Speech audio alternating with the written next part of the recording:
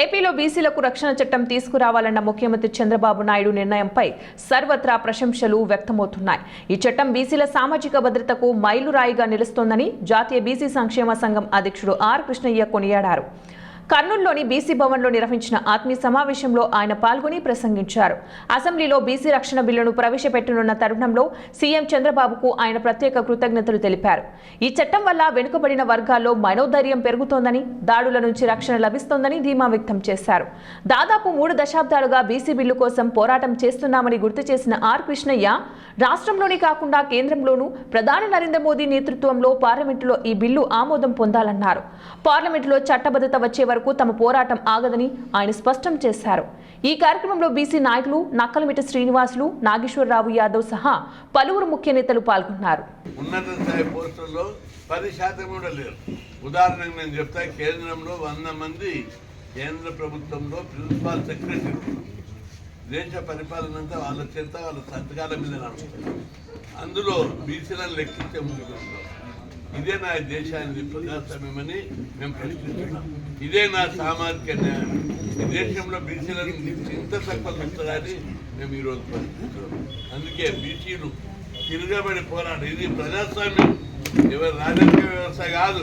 ప్రజాస్వామ్యం. మన ఓట్లేసని ప్రభుత్వాలు, ఓట్లేసిన దగ్గర మనకు వాటా ఉంది, అప్పులు తెచ్చిన దగ్గర మనకు వాటా ఉంది, అధికారంలో వాటా లేదు, సంపదల వాటా లేదు. అందుకే సంపదల వాటా కాదు, చట్టాలను మార్చుకోవాలని చెప్పి రాజ్యాంగాన్ని 136 సార్లు సవరించారు. ఒక్కసారి కూడా బీసీల కోసం సవరించారా? దేశంలోని బీసీలు బిచ్చగాలనుకుంటున్నారా? వాటాదారులం మేము, భారత మాత బిడ్డలం. మా బిడ్డలందరికీ సమాన వాట ఇవ్వాలి. ఓ తల్లిదండ్రులకు పుట్టిన బిడ్డలకు ఒక కుటుంబంలో అందరికీ సమాన వాట ఇస్తారు. ఆడపిల్లలకు కూడా సమాన వాట ఇచ్చేటటువంటి గొప్ప వ్యవస్థ మనకు. మరి మాకు బీసీలకు ఎందుకు వాట ఇస్తున్నారు? ప్రపంచంలో ఏ దేశ చరిత్రనన్నా చూడండి, పెద్ద ఎత్తున దోపిడీ, పీడన, వివక్ష, అసమానతలు, అణచివేతకు వ్యతిరేకంగా పోరాటాలు వస్తున్నాయి. అట్లాగే భారతదేశంలో ఇది వివేకానందుడు, బుద్ధుడు, శంకరాచార్యుడు, మహానుభావులు దేశం, గాంధీ దేశం. కాబట్టి మన దేశంలో సామాజిక న్యాయం, ఆర్థిక సమానత్వం లభించే వరకు ఇవన్నీ పోరాటాలు కొనసాగుతాయని చెప్పి నేను రిజర్వేషన్లు, జనాభా ప్రకారం పెట్టాలని చెప్పాను.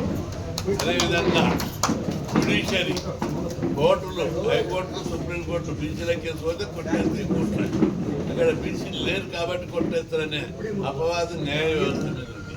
న్యాయ వ్యవస్థ అనేది ప్రజాస్వామ్యానికి ఒక పునాది, ఒక పిల్లర్, 1 ఆఫ్ ది పిల్లర్. ఆ 1 ఆఫ్ ది పిల్లర్ లోపల కూడా ఎస్సీ, ఎస్టీ, బీసీలకు వాటా ఇవ్వాలని, కోట కల్పించాలని చెప్పి నేను డిమాండ్ చేస్తున్నాను. లేని పక్షంలో బీసీలు, ఎస్సీలు తిరగబడి పోరాడతారని చెప్పి హెచ్చరిస్తున్నా. ప్రధానమంత్రి మోడీ పీరియడ్లోనే బీసీలకు న్యాయం జరగాలి.